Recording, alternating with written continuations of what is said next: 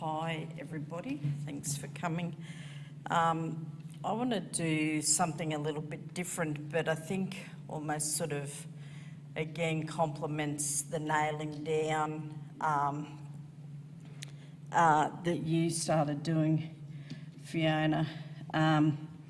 So first of all, I think proper acknowledgements should start with an identification about who you are, and I always use this slide thanks to my cousin to introduce you to my ancestors with the concept that just like they watch me, they watch you, and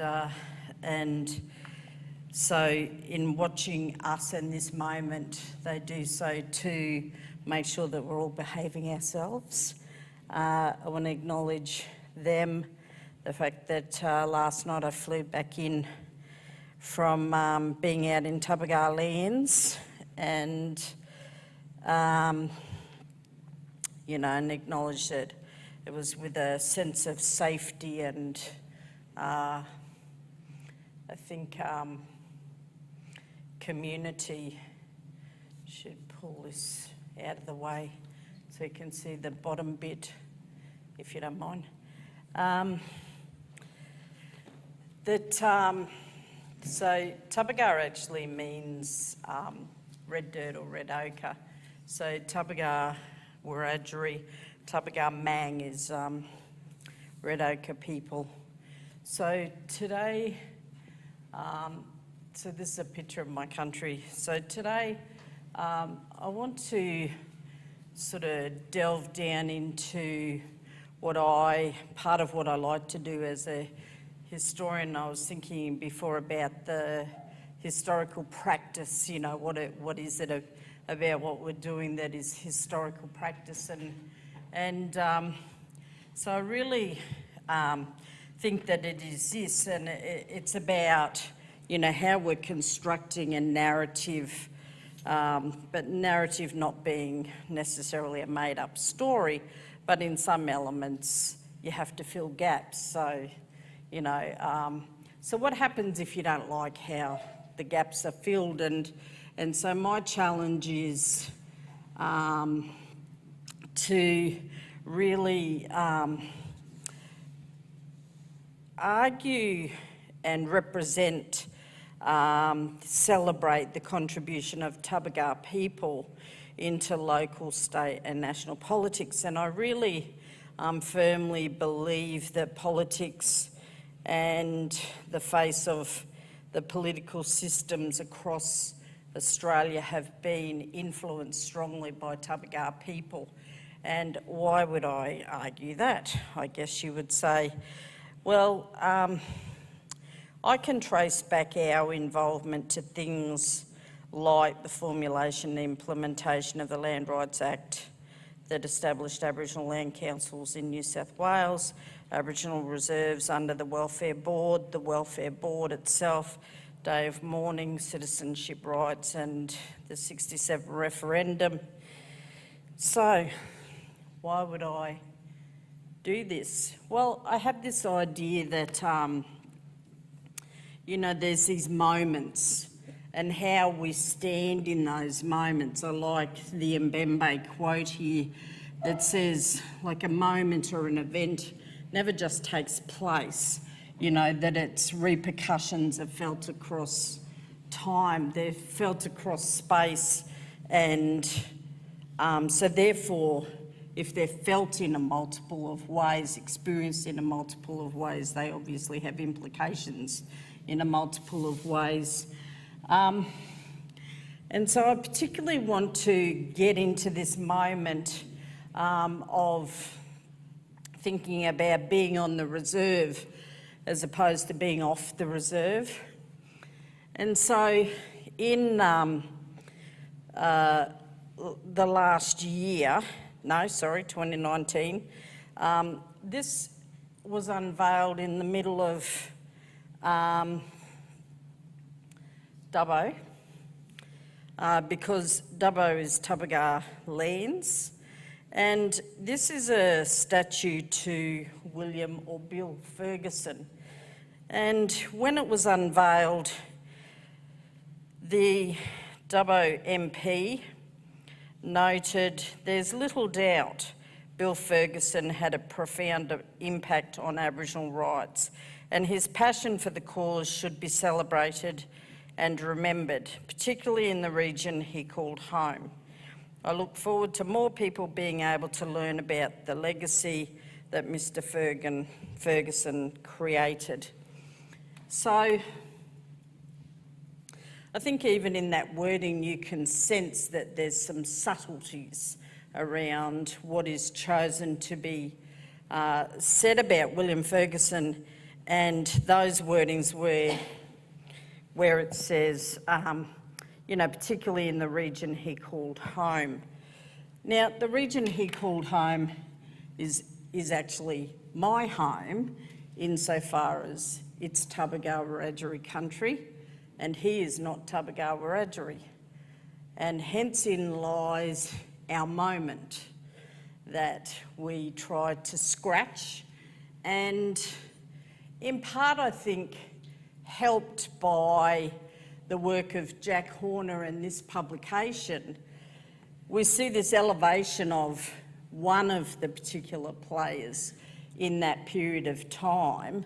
So really, with part of the work that I'm doing, a larger project is looking for that 1935 through to now sort of project to go, well, you know, what are the aspects and who are the players, etc., etc. And so this photograph here is particularly brought into life, I think, by its use in this book.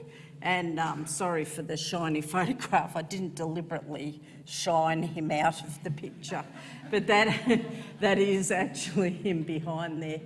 There's some other famous people in there too, Ingrams, Norma Ingram, Millie Ingram, those people are in that photo, so I should just note those there. The other person commemorated in Dubbo is Pearl Gibbs. Now, I'm a really big fan of Pearl Gibbs, I'm not going to lie, but she also is not Tabaga. And so it's interesting that the two people who are commemorated in that city are actually not from there. Always degrees of separation. I am told that she had a little bit of a thing for one of my great uncles, but all the people have now passed, so we shan't investigate further. Involved hill, out of town, etc., etc., on it goes. My grandmother told me that story because she happened to be there. So, Aborigines Progressive Association, it says you go to any description of this organisation, what you'll see is a description that says that William Ferguson, Jack Patton started this organisation. And do we think that the APA was absolutely crucial to what was happening across New South Wales and its then influence onto things like FCATSI and other organisations? Yes, we do. Did they not only look to what was happening on reserves, they looked wider, they looked in the city.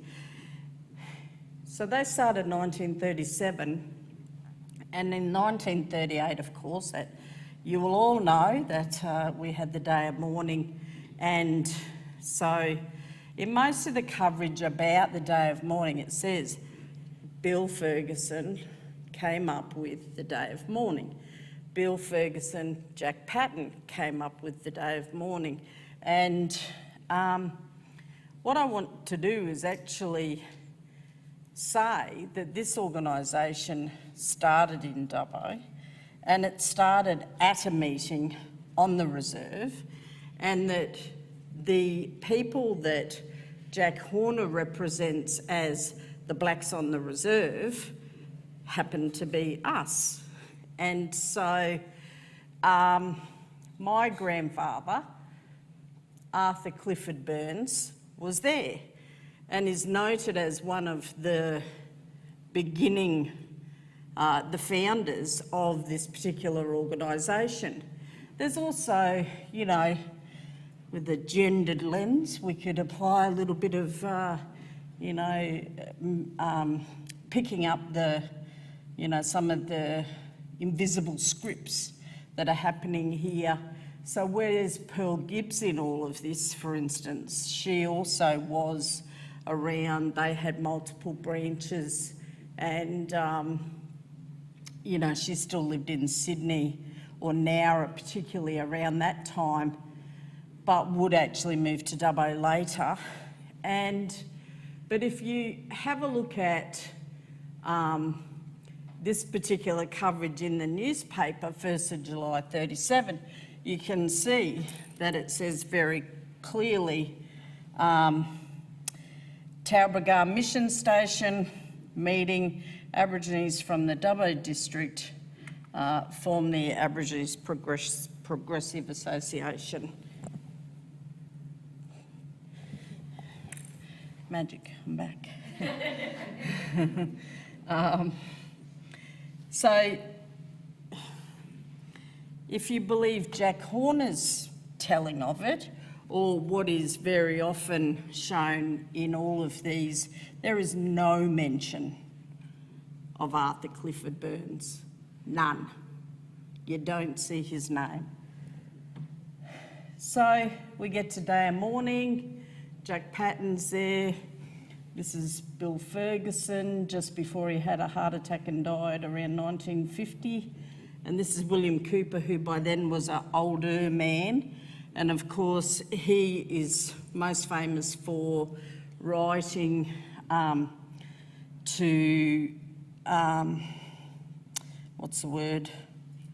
argue against the treatment of Jewish people in the Second World War. So this is a photo you don't see more commonly from that day of mourning. And why is it important? Well, because I love Pearl Gibbs, so why wouldn't it be important? So you see Pearl Gibbs here in a rarely shown, is there a light on this one? Oh, nope. Don't think so. Is that a light? Yeah, there. So that's Pearl Gibbs. That's her mother, and her stepfather is there. So I have seen her name written, but I wasn't able to find it. Jack Patton there, I believe. Yeah. So I think that's a really important, because that's Margaret Tucker as well, you know. So they're significant, you know, players in this story. So Aboriginal Australian Fellowship, then later, I just think it's worth noticing that it is created. When you look up images, often Faith Bandler is represented as an Aboriginal person, which is a bit weird, but she's not.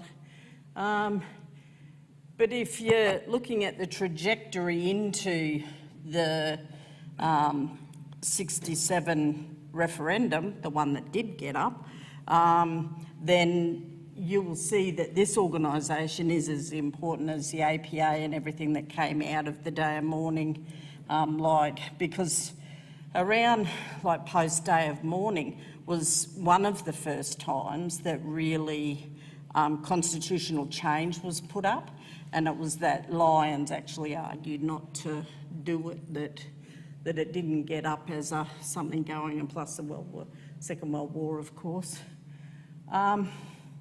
So this is Tubbergar lands, just to put your mind to where it is. And so out round Brocklehurst is closer to where Taubergar, the mission, was. And there's two ways. People were either mission stations or reserves. and here it was a reserve rather than a mission, so it didn't particularly have a mission manager, etc., and those sorts of rules, although it did at various times come in. But eventually it got taken out in a really big flood in the early 50s, and so after that date nobody particularly lived there. So a bit on Tabaga people. I'm going to rush through this in 5 minutes. So Tabaga, as we are commonly understood as the representatives under native title and speakers for that country, and are all dated back to these apical ancestors. So I'm a descendant of Amy, or Jane Amy, depending. So this is between the Macquarie River and the Tabaga River, and this is all the land that got taken out in the flood. But if you drive to on the Newell Highway, it's there on the left, and around here there's like a scar tree. We used to have all our funerals under this particular tree till more recently when we picked up a piece of land out at Brocklehurst. And so I've also got a bit of work happening under about this photo,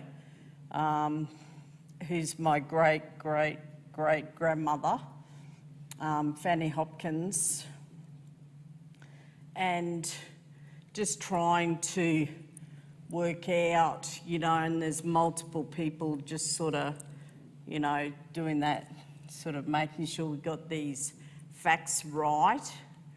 But this is the husband of Jane Amy, so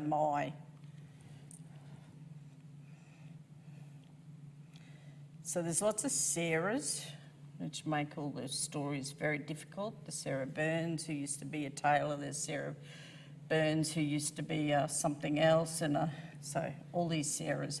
And then, like there is across the Fergusons, there's multiple generations of Bill Fergusons, and I think he had 8 children or 12 children or something. So these are the other, people around that area. So that's our little, established 45,000. So this is my grandfather, Arthur Clifford Burns. Fine-looking man, I think we can all agree. But yes, thank you, Marguerite.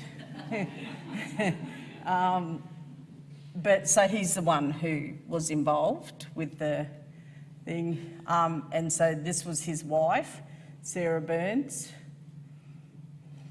I reckon I got her eyes. Yeah. So when he passed away in 1939, you can see that the Aborigines Progressive Association actually says, yes, he's there, he's part of it, and indeed there are a couple of elders who are still alive who said, yes, it was him, and there was others, they're part of it. So, it's really interesting for me then, like this is the next generation with all, so Johnny Burns is my grandfather, he's in there somewhere. And, it's interesting to see then rolling through the years, what impact these guys had. So this is my grandfather here. Apparently that's his bike. But there's other little kids, see here? There's other little kids. And that's out on the mission. So you'll see this name here. So Ray Peckham also is very part, and actually I saw him the other day, he's part of a lot of the stories of those organisations as well. And Peckham's and Ferguson's are similar but not blood, because Peckham's, there was a woman who first set of children were Peckham's, and then he passed away and she married William Ferguson's son, Alan. And so they became very passionate about Ferguson's and fought for the statue. So there is a point to that love tryst, why I told you about it. So, so this is particularly Narelle, my auntie Narelle, who's the, you know, so shout out to Pearl. Yeah, one of the few people left of that sort of 80s-year-old sort of people. So this is the guy who wrote that book that with his wife, and just the point of doing this was to say they're a good example of what happened around the time Charlie Perkins stepped into the ring, and of course he did the freedom rides, but also before that, when he was still a student, he really threw a lot of the non-Indigenous people out of FCATSI in like the leadership roles. So that really put him at, you know, difference, I guess, to a lot of the Aboriginal people who'd gone before who, you know, much more argued, sort of shared leadership. So he really wrote up, yeah, the book on Ferguson. Why? I don't know, too late, I can't ask him. I do remember seeing him and his wife, but I didn't actually ask why. So this is, you know, if we think about the themes, this was really sort of struck me recently that that this was one of the signs at 1938 Day of Mourning.